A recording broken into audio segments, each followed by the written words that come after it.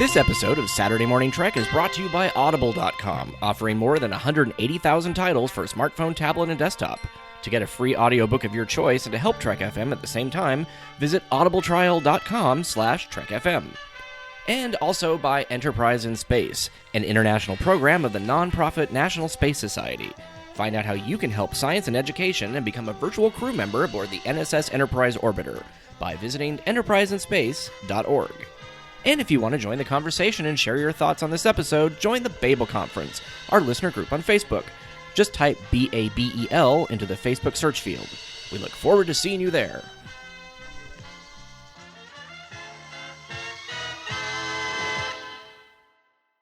This is DC Fontana. You're listening to Trek FM.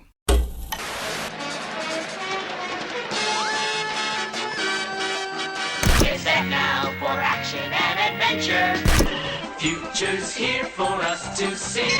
It's 2200 AD. Their mission, to fight injustice, to right that which is wrong, and to boldly go where no man has gone before.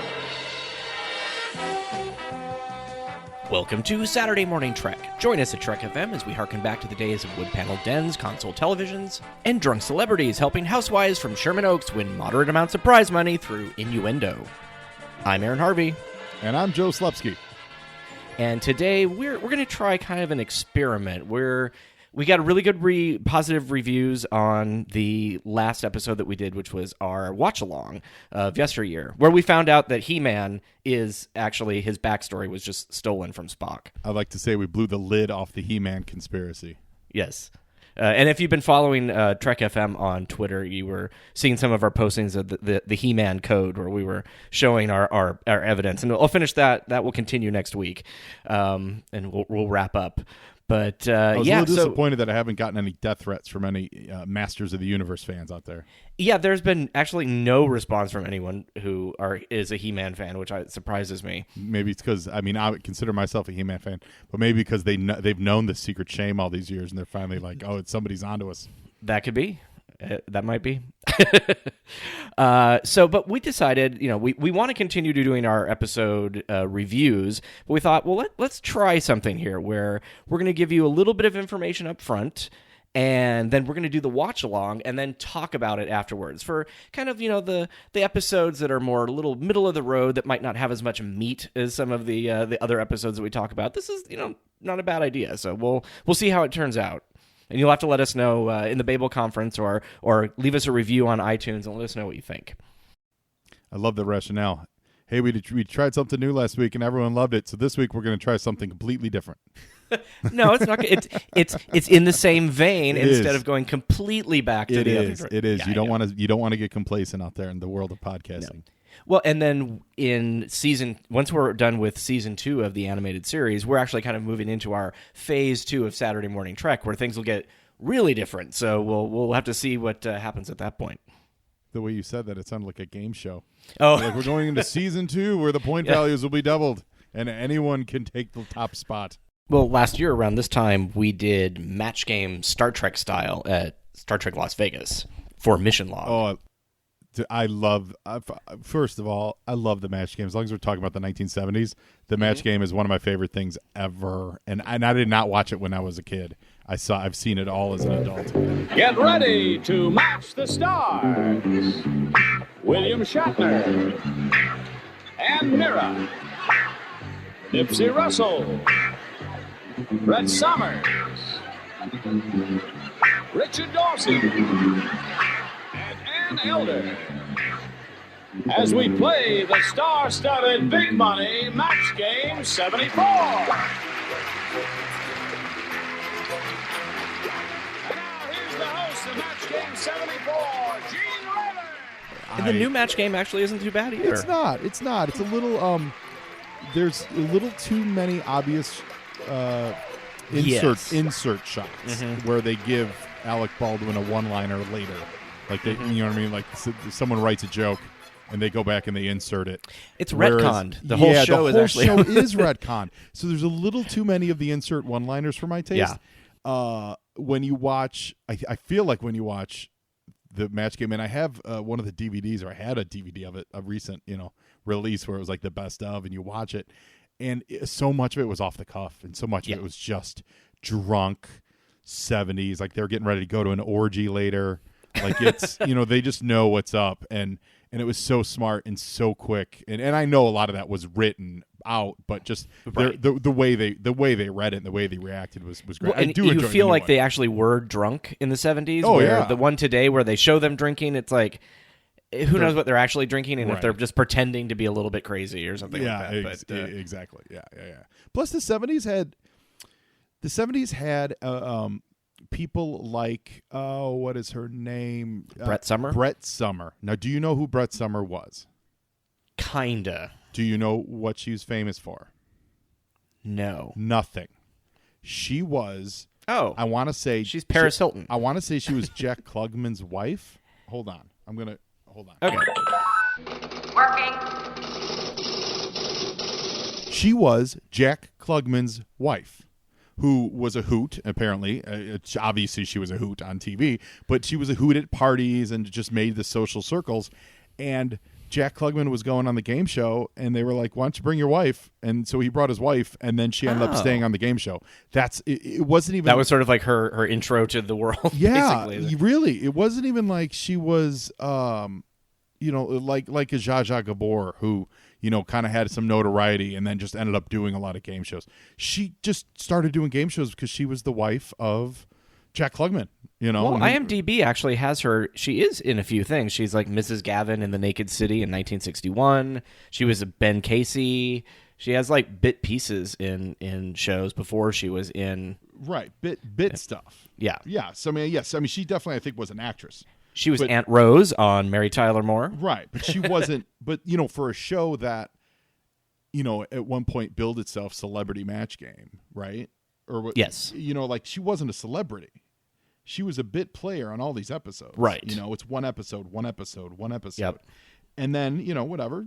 But she was a hoot though. Like she Yeah. was so much fun. And then you get Richard Dawson. Was coming off Hogan's Heroes. Radar O'Reilly. Jamie Farr, like that show. It was just all these like B-level people, but people that you knew because they were in your house every week on other shows, and Brett Summers. Right. I love that show. It's so fantastic. Her most well-known role is playing Cyrus Balabi on Battlestar Galactica, or it looks like Bellboy, actually. What? In The Magnificent Warriors, yes. What do you want in return for the Energizer? I want you. Just what did you have to promise her in return for that Energizer? She was like in a purple kind of headdress sort of thing. She was just a character and she was like in love with Adama, basically. Oh, that's great. Yes. That's great. I'm actually right now in the middle of reading for the first time. So I can't even call it a reread. The Marvel Battlestar Galactica series from the 70s with Walter Simonson artwork on it. Oh, wow. It's fun, man. Like, because one, I'm the biggest Simonson nerd fan in the world, but it's just fun. Like, it's just a cool, fun 70s. Yeah. comic. I have like the big one, the giant, like the huge size. size. The one that reprints like the first. It's like the first movie / TV miniseries that they did. Yeah. Yeah. Yeah, no, Brett Summers was the Battlestar Galactica episode was the Magnificent Warriors. It was sort of the basically the equivalent of the Magnificent Seven. Awesome. In space. That's yeah, great. With yeah. Apollo filling the shoes of Alan Ladd. You've got Commander Adama with Stephen Queen. Charles Bronson and Yul Brynner were other people. That is such a good recipe for a story. Like, we got to gather all the baddest dudes to do a mission. Mm-hmm. Like obviously it's been redone. Right, all the way up through the Hateful Eight. It's just so much. It's so much fun. Did they ever do anything? Because like in the Star Wars comics, they did a Star Wars comic book version of it in the early days of the Marvel Star Wars stuff. Did they ever do anything like that with Star Trek? Do you recall? Where like Kirk and Spock had to gather together all these ne'er-do-wells from across their Oh, I'm sure one of the Gold Key comics or something like that had that story. In fact, if you check out Literary Treks on Trek FM, that's our literary books, comics, all sorts of things. They talk about all of the Gold Key comics, and I'm like 90% sure that they mentioned Magnificent Seven somewhere in there. Oh, It cool. could be just that was the inspiration for another Star Trek episode at some point. I would check that out. I have all those Gold Key collections on trade. I need to sit down and read them. I picked them up a couple years ago and just never haven't made the time. They're not good in the sense of like, wow, this is great storytelling, but they're fun. There's some that are just like, well, I could totally see this as an episode. And there are some that are like, what drugs was this person on when they wrote it? So, and some of them feel like they just were watching TV and like, yeah, I'll just use that story. So it's a mixed bag. Yeah. But the visuals are always fun. The covers are amazing. Yeah, they really they're are. crazy, Covers are even gorgeous. if they're Yes, yeah. I agree.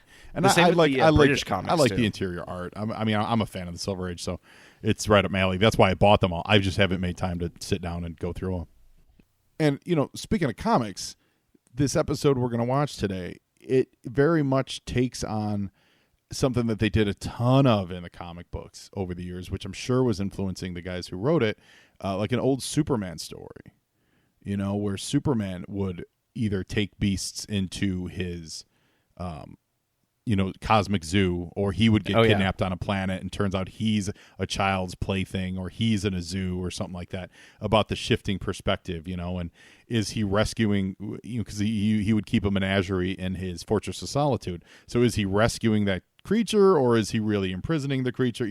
That kind of and of course there was an episode of Star Trek called The Menagerie. So yeah, there's a little bit of that element too. Totally. And the writer who wrote this episode did write a couple of the original series episodes, The Deadly Years and A Piece of the Action, which of course Piece of the Action is the really fun, that's the gangster one, gangster right? Yeah, so that's a lot of fun. Yeah, really. And if we're talking about the 1970s and with all the what's almost as 1970s as the Match Game is the Harlem Globetrotters on Gilligan's Island, which he also wrote. It's hard to get more 70s than that. Yeah, you're right. And Rescue from Gilligan's Island, although it may have been early 80s. The only way they could get more 70s than that is if, as the Harlem Globetrotters were playing Gilligan's, Fonzie was jumping sharks in the lagoon. Yeah, which also I think actually happened in the early 80s. We are sort of shoving our 70s into the 80s, like our peanut butter and chocolate. But yes, it was. He did Starsky and Hutch, Love American Style. But to me, it feels like even though those are like 1980, 81, they feel so late 70s, or they feel glued together with The Love Boat and Fantasy Island. You mentioned Love American Style. That was an anthology show, right? Correct. I remember my mom watching the heck out of that show, and I distinctly remember the credits to it.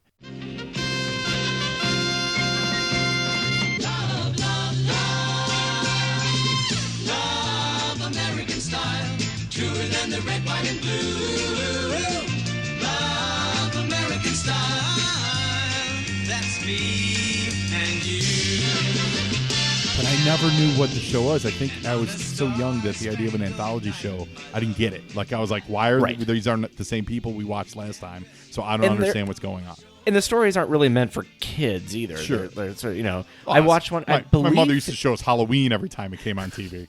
So it was her favorite movie. I think it was the Happy Days or something actually premiered as a short on this. I want to say it was.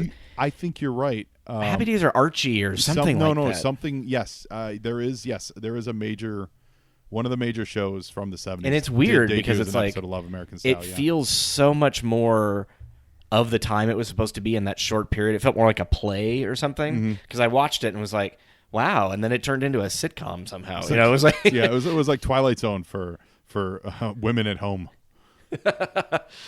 So today, actually, the episode, we probably should say what the episode we're going to watch is The Eye of the Beholder. We're going to give you a countdown, and whether you have Netflix or DVDs or Blu-rays, they're all the same, so it makes it very easy. You don't have different formats. There's not different cuts. There's no, special collector's edition with different special effects or anything like that, which would change the pacing or anything. And we're going to try and talk and make it interesting, so if you happen to be on the road driving, you can still listen to this and not feel like you have to park yourself in front of the television. Or let me throw this out there. If you're on the road driving, you got a smartphone, put the phone and on the piece of your steering wheel that doesn't move, that's like coming out of the dashboard, just rest it on that plastic right in front of your speedometer. I'm not saying that's something I do, but I'm saying that's something that one can do, and hit play, and you can totally watch along. Send That's all what I'm lawsuits to Joe Slepsky. saying. That's all I'm saying. I've watched some TV sitting in my car. Don't LA do traffic. that. Do not listen to Joe. Unless you want to listen to Joe on Joe, my podcast, which is all about G.I. Joe. Then yes, you got to listen to Joe on Joe. Find me on iTunes at Joe on Joe, on Facebook and Instagram, Joe and Joe Pod. Check it out. A real American hero. I walked right into that. Right into that. I will self-promote every day of the week. Love American Style hero. No. That's it. G.I. Joe and Love American Style combined into one weird God. show. Love Cobra Style. That's what it's called. All right. So, do you have your show ready? I'm ready to rock and roll, my man. All right. We're going to give you a countdown, and then we will hit play. 3, 2, 1, play.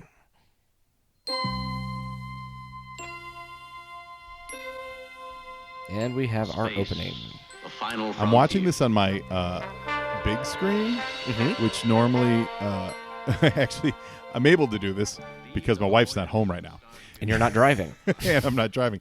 Typically, I'll watch it on my computer because my wife's home.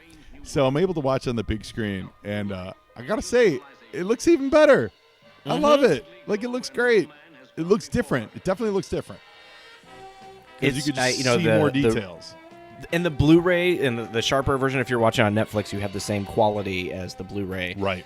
Depending what your streaming comes through as. But I'm just surprised that, it's a cartoon. How much crisper can it get? It looks really good. It can get a lot crisper than the DVD transfer. Right. That's, it's funny you say that because I'm one of the people who still purchase DVDs every once in a while, or Blu-rays, whatever. And for years I was always like, I don't need to get the Blu-ray version of the cartoon. Yeah. Like how possibly crisper can a cartoon get? Yeah. A lot. Yeah, apparently a lot. But the crisper you get, the more, like right now I'm seeing, you just see dust motes. Dirt. Yeah, seriously. Yep. For the older stuff that I'm interested in. I actually like that, okay, this is the animation cell. We see it coming across, you could see it on the blue part of that planet really clearly. Now, so we're talking about the... this dude looks just like Scotty. Well, they all look kind of generic at this point. Right. But at first I thought, what are they talking to Scotty for? And where does accent go? I don't know. They're talking about the SS Ariel, which is a survey ship that lost some people on a planet and then just basically went down, and the rest of them went down for a rescue. But back then, they didn't have automatic transporters to bring them back. So they basically stranded themselves on that planet, even if they found them alive. When did they get automatic transporters? Somewhere between the original series and either the end of the movies or the movies in Next Generation, somewhere around in there. Okay, so not at this point. So if they got stranded, or like Captain hasn't reported in, they just beam them, zip them back home. Right. Okay. Then he comes home and he's like half naked with a But I mean, they don't have a computer that can retrieve them. Even if they find them alive, oh great, we got you. We're still stuck on the planet. How do we get back? Right. So they beamed down 6 weeks ago, and they're. I got a question for you. So watching it on the big screen now, I'm seeing more details in the animation I hadn't seen before. Everyone's their pin, the lapel pin. What do you call it? The insignia. Yeah, the Starfleet insignia. The insignia. Yeah, like Spock's. It looks like there's an eyeball, an iris on it. Like Kirk's is the black star. It's the star, yeah. But that's the science symbol. It's it's a globe, kind of overlapping circles. Okay, because it look on Spock, it looks like a weird eyeball, like an iris. It's the animated series. It's lucky that it looks like a circle. Okay. But on the show, they did wear different ones. Yes, all the different divisions had different symbols. So I thought it was just the shirt colors they wore. Nope. The department insignias as well. Oh, that's cool. And that's carrying over into the new Discovery show. Oh, good. So, but, the engineering operations have sort of this kind of spiral. The sciences has the globe, and the command has the star.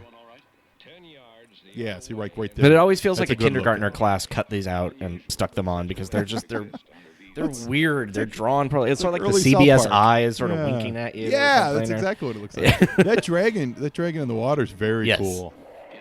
That That is another Bob Klein original. That's good looking. And Yeah. I like that shot of the three of them.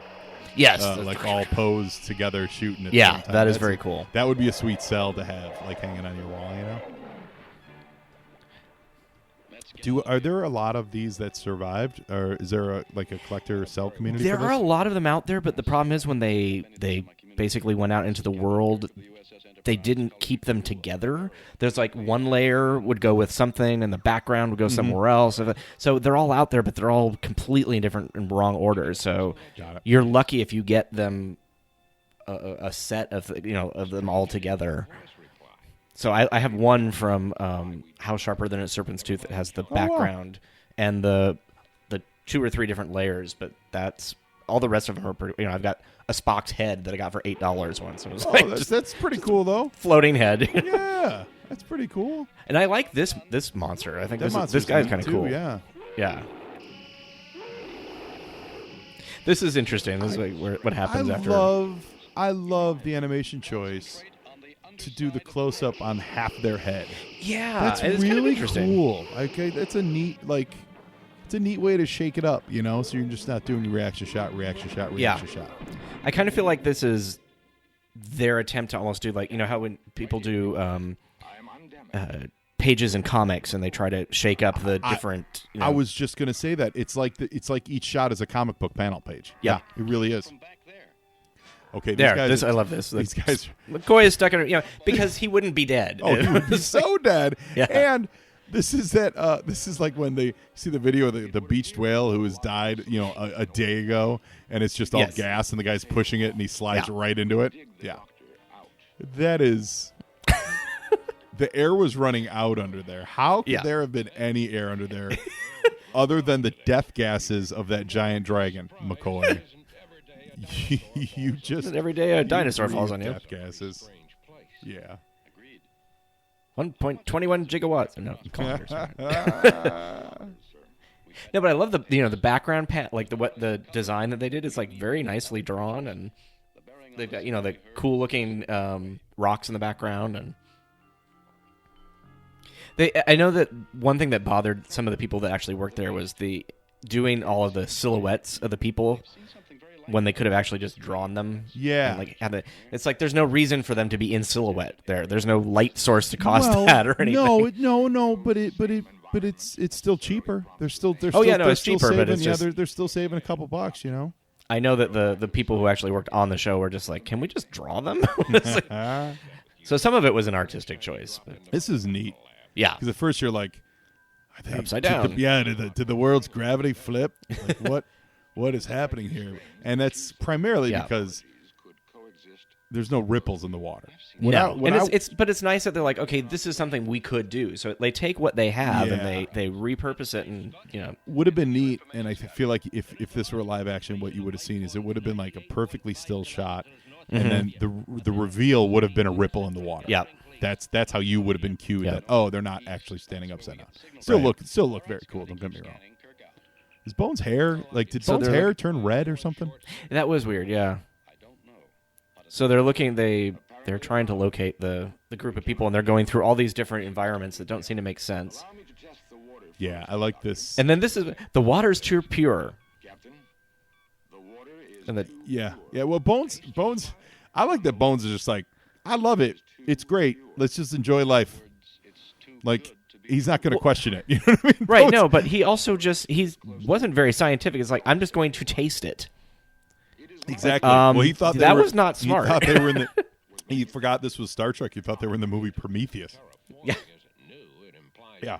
Oh, the Prometheus, where you can just touch anything, because that seems like a good idea. Sure, totally. When you're a scientist, hey, listen. I'll say this. I'll give him credit for in the new Alien movie, Alien Cadaver, Alien. What's it called? Covenant. Covenant. I have not seen that yet. Yes. At least they didn't make the characters scientists, so that when they act a little dumb, that is true. Yeah, when they act a little dumb, I'm actually not offended at all by it, because I'm like, Right. okay, they're just regular space truckers. I'm cool. Yep. Yeah, totally. Oh. We have the repeat of the creatures from the episode with the 50-foot Spock, the Infinite Vulcan, that was written by Walter Koenig. Those creatures did not have any legs. No, in the version or in the Infinite Vulcan, they had kind of like spring type of looking legs, like these little like. Oh, there we go. There's our aliens. Yes. And this is interesting because it was George Takei basically kind of ragged on the animated series, which I'm not really quite sure why. And he was saying that they missed so many opportunities. All their aliens looked just like people.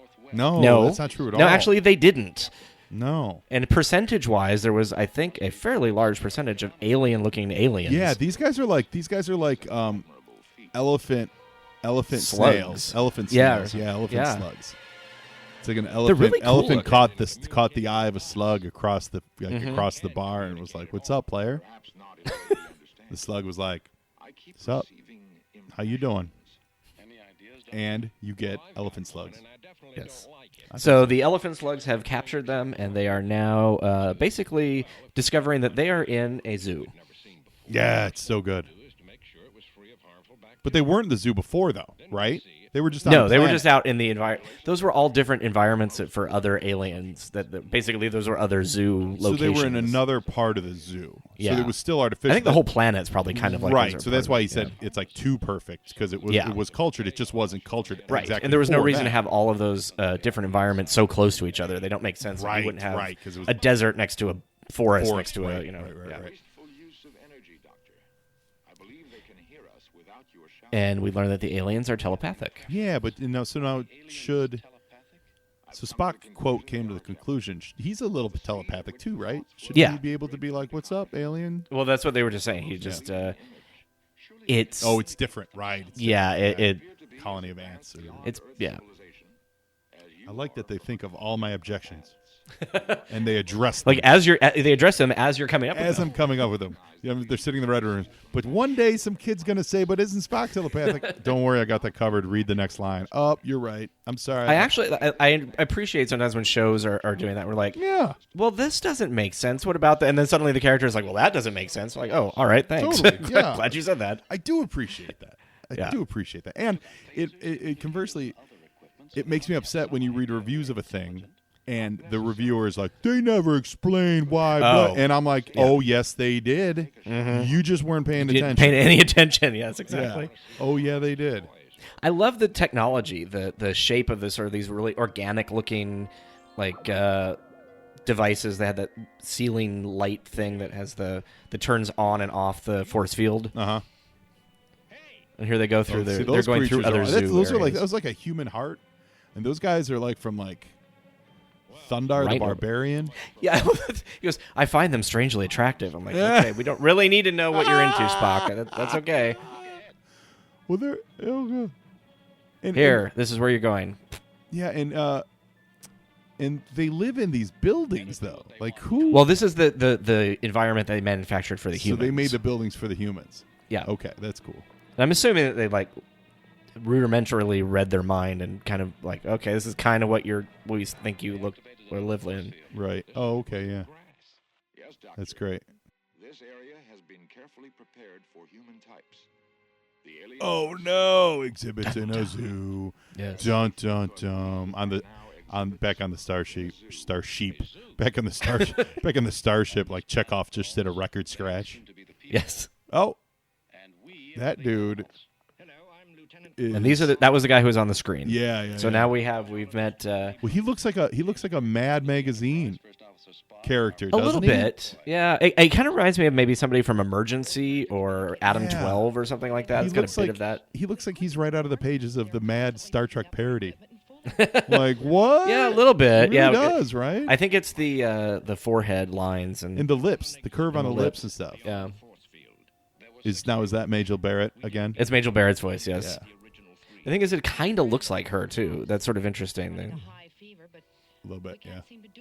And so we've learned now that one of their other people, one of the last survivors, it was just three of them. One of them's sick and in the other room, and so McCoy's going to go check it out and see if he can figure out. You think they could have led with that, actually? Like, hey, you're a doctor. Maybe you want to take a look at her. Oh, okay. none of us are really that fond of her, so it's like, just take your time. Yeah. So, and they concluded they're telepathic, so everybody's on the same page. That's good. Yeah. So, like, for us, like, we have zoos, I guess, to teach our young about.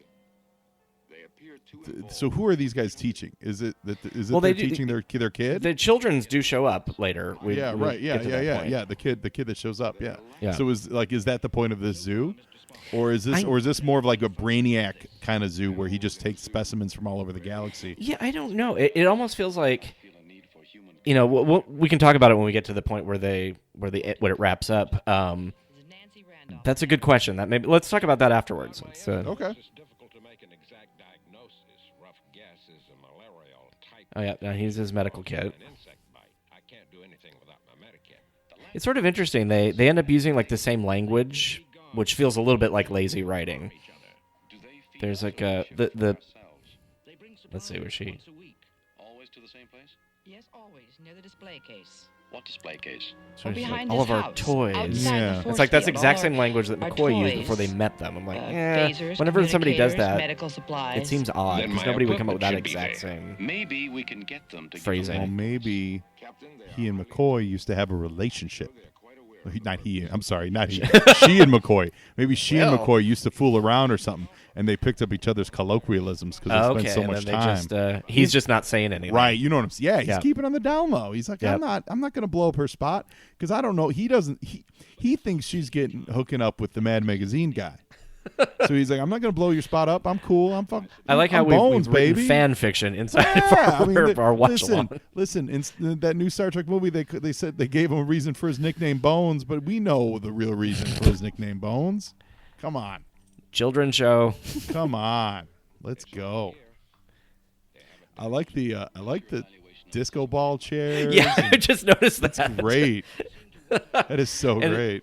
The planter looks a little bit like it's something you might find at Epcot too. It's got like those colorful swoops on the side. Yeah. And Figment's hiding in the basement. Mm-hmm, exactly. Uh-huh. There's a chance. Tonight, I'll try and find a weak link in the force field. Yeah, it makes you wonder. It's like, is this what they were thinking when they read their minds? Like, okay, I guess this is the house you want. I know. Hey, I was waiting for Spock to say, I think we should face this realistically. We're dead, Jim. Yes, we're on the island and lost. We died. Close. They just we're stuck here for life now. I like how he just gives. That tends to be Spock. Or like, oh well, just have to face it. Yeah, like this is our reality now. We seem to be drawing quite a crowd. Gentlemen, since they are learning from us, why don't we learn something from them? How? We can't get through to them. Hard telepathic. We covered this already in the course of the script. Well, he tried earlier too. Come on. Vulcans telepathic? To a degree, with our own species and with some others. Yeah, that's one of the kind of things that I find makes this a little bit of a middle of the road episode. It's sort of they had an opportunity to add some more content in, but they sort of go over the same thing a couple times. And this episode, there's just not a lot of action, for a cartoon.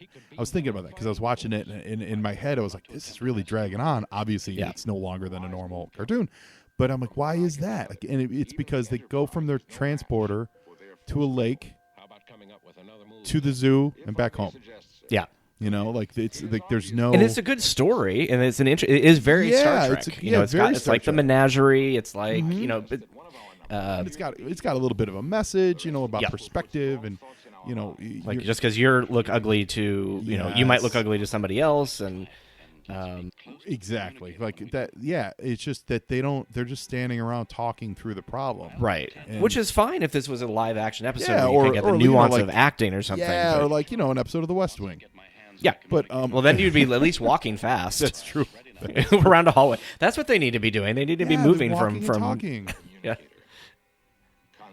So, and the aliens are actually kind of interesting, especially the way that they created them. They don't have to do a whole lot of animation, right? Because they don't talk. They use telepathy, but they can kind of their eyes are really expressive because they're huge. Yeah. Captain Kirk, Bemis, get us out. Yeah. Get us out. Now I love this. Like. Yeah, this is a great move. But did you see the mustache on that guy? Yeah. That was amazing.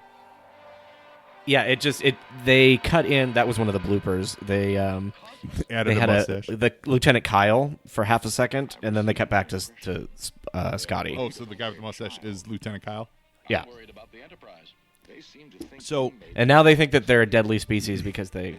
I always thought that the teleporting was based off their communicators, or not communicators. Sorry, the badges that we were talking about earlier. In Next Generation. But in the original, it locked onto the person that was holding the communicator, because that's why it grabbed the slug guy. Right. Okay.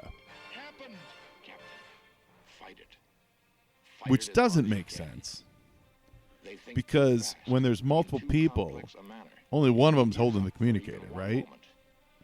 Well, but they can scan the area and find the life signs in that. And then it doesn't make sense that they would have grabbed the giant slug guy. Yeah, I don't know why. I just want answers, Aaron. I just want answers. I love that he's hanging out on the bridge, though. Yeah. He's just like, this place is pretty cool. Hey, they're kind of breaking the barrier there a little bit. Jim, are you all right? Yes. I think so. Captain, they have concluded they cannot break through your mind on a one-to-one basis. They are now gathering the mental strength of all 5 of them to break through. I can't hold out against that many. Everybody, concentrate on Captain Kirk. Form a thought screen. No. No. Let me alone, please. They're destroying me. Tearing my mind to...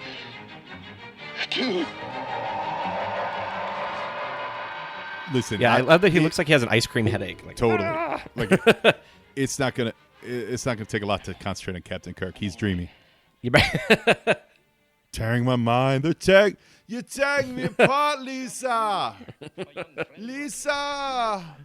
There was a line in here. I think we missed it. I caught it when I'm on my first watch through, where Kirk says something like, "Look at this Stranger Things." I'm like, that's a great show. I don't know where it was though, but it was amazing. Scotty had to come down with it because he's buddies with the little dude. Yeah. Oh, that's fantastic. Scotty always, remember, like even in the Kelvin timeline, he ends up having little alien buddies. So, yeah. What is that dude's name? Keenzer. He's funny. Yeah, I like him. So it's kind of interesting. It's like, it must be something innate in his character in any universe. He's a caretaker. Yep. They think so fast. Oh. It's so funny because they're so. Well, it's like that cliche in the comic books where every comic book Chris Claremont ever wrote with a large hulking dude, the guy he's fighting would always say, "You move so fast for such a large guy." Yeah, like every single time. It's like, I get it. So it's interesting that the child was able to communicate enough to Scotty and vice versa. Yeah. Maybe when they're in their adolescence, they have a different kind of telepathy, you know? Yeah. And then they hit puberty, and it's just all about thinking about chicks.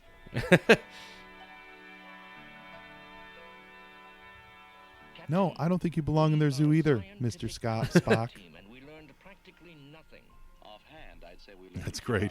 Scotty says goodbye to his buddy. Yeah. He's like, "I'll catch you on the flip." What's the member of the captain of the Ariel he's kind of a little bit like annoying here. They're just like, but we didn't learn anything. We should go back. It's I know. We rescued really, you. Dude? Like you screwed up. Yeah. Where's their ship, by the way? Is their ship?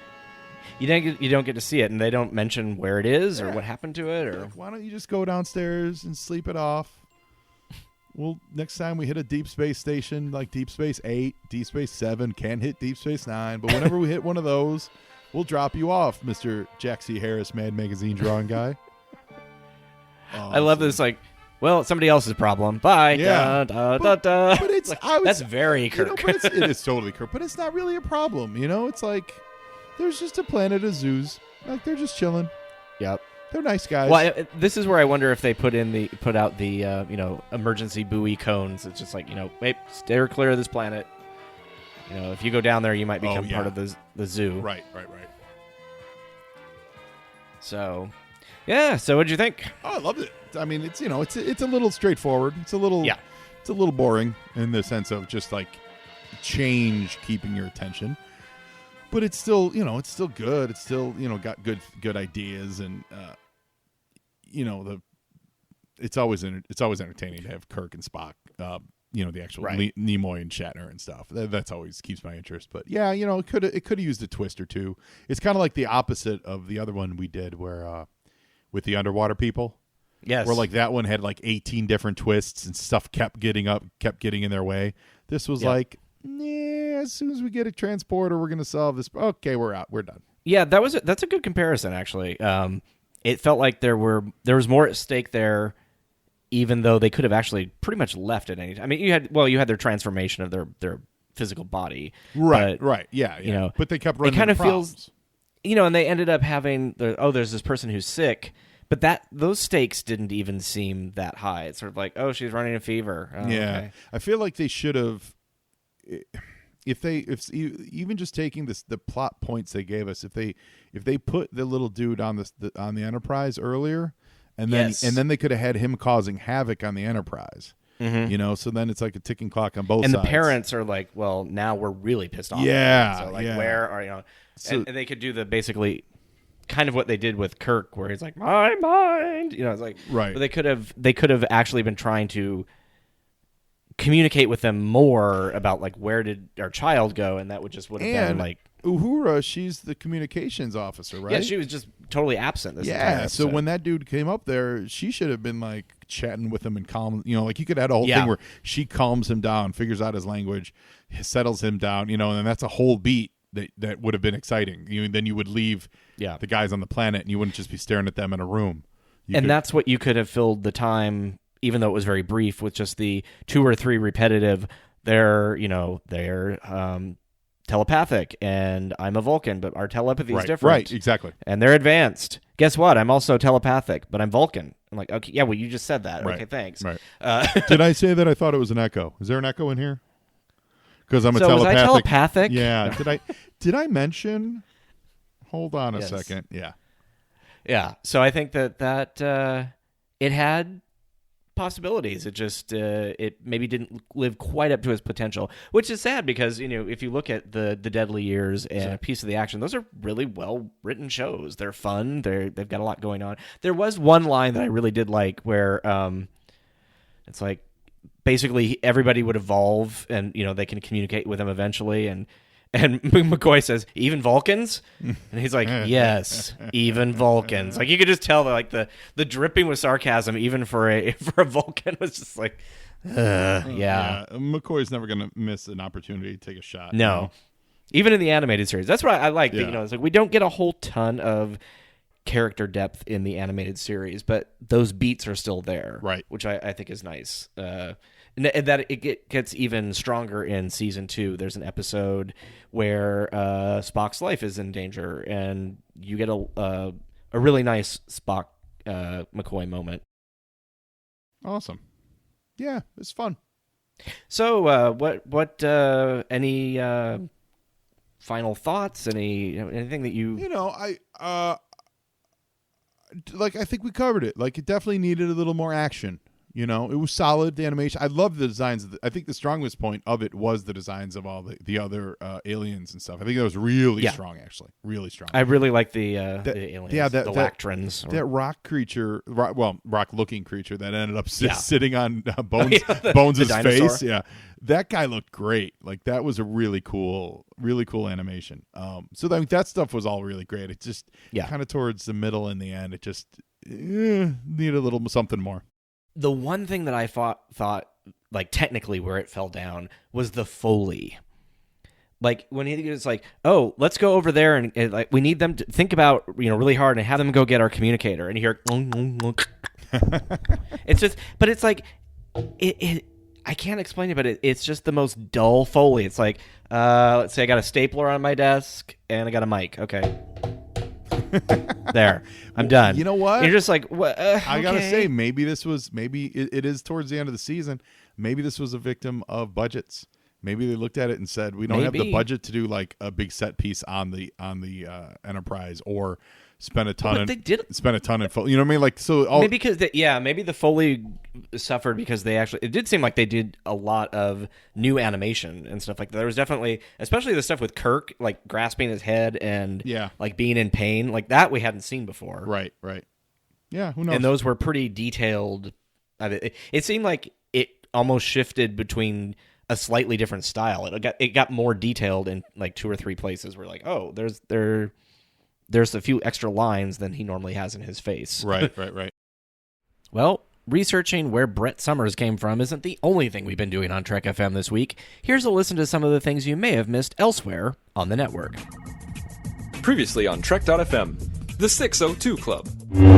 I just love that idea that wars aren't just won by the soldiers there, they're won by everybody at home doing everything that's possible. And here it literally meant that they had to go and risk their lives to make sure that happened. And it was just kind of, I think it was just something really beautiful in that picture, that salvation would come from fishermen. To the journey! They do this incredible job of double bluffing you about which ship's going to make it, and because you're thinking it's the one that's pretty much intact and good. No, here's the Vidians. And honestly, I think that's the reason it didn't make my list, is that I love the way they end the episode, and there's this period in the middle of the episode where I actually kind of get bored. Like, something kind of dies in the middle of the episode, and then it gets really interesting again at the end, and then they pull the... Warp 5. I just thought, those are where, of course, some of the other Enterprise references come up. He was a Mako. He fought in the Zindian-Romulan Wars. I really like that background and that tie-in.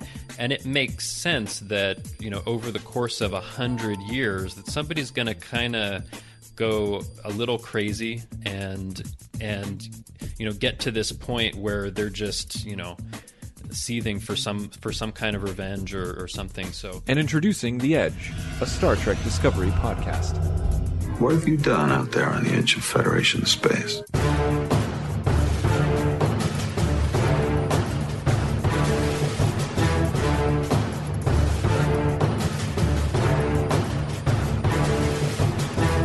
Welcome to The Edge, Trek FM's brand new podcast where we dive into the final frontier of the newest Star Trek series, Star Trek Discovery, the first Star Trek series to be on air in 12 and a half years, something like that. And that's what else is happening on Trek.fm. So check out the shows and get in on the daily Trek Talk. You'll find them at iTunes, Stitcher, TuneIn, Spreaker, and the Windows Podcast Directory for Xbox and Zune. You can visit our website at trek.fm and view our podcast directory and stream all of our shows right from the website. We'd also like to invite you to leave us a rating and review in iTunes. Not only does it help us know how we're doing, it also helps other people find the show. Before we go, I'd like to thank our patrons, Norm Lau, Eric Extreme, and Ju Kim. Thank you for your support. And if you want to become an associate producer of a Trek FM show, all you need to do is become a patron of the network at the $25 or more level. Go to patreon.com/trekfm and find out how you can become part of the team. That's patreon.com/trekfm. So, Joe, where can we find you when you're, not trying to telepathically communicate with elephant slugs? Yeah, exactly. You can find me every Wednesday on my podcast called Joe on Joe. It's a watch-along show where we watch every episode of G.I. Joe, A Real American Hero.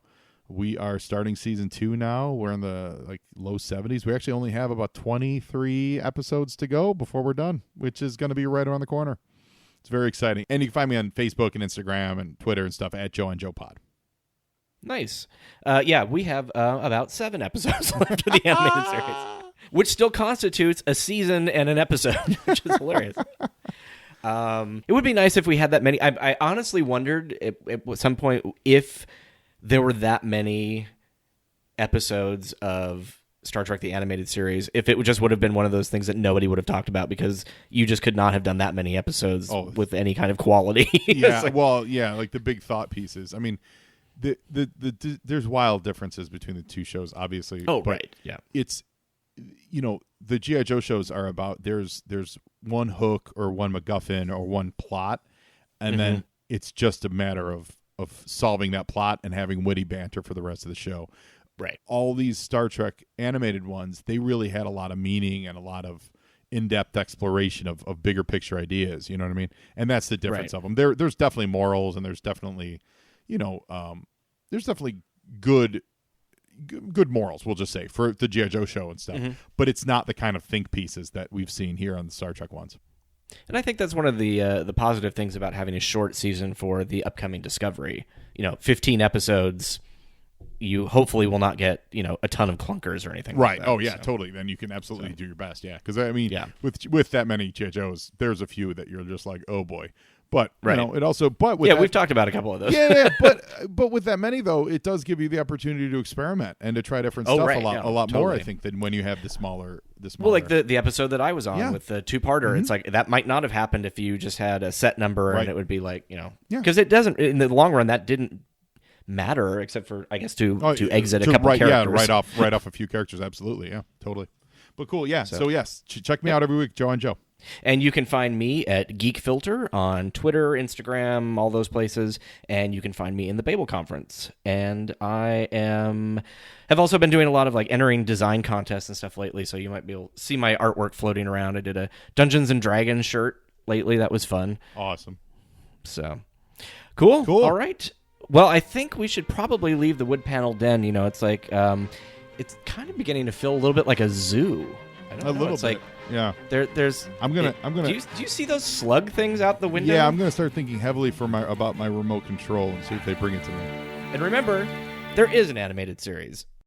We are considered simplistic, but in the process of evolving into a higher order. Even Vulcans? Yes, even Vulcans.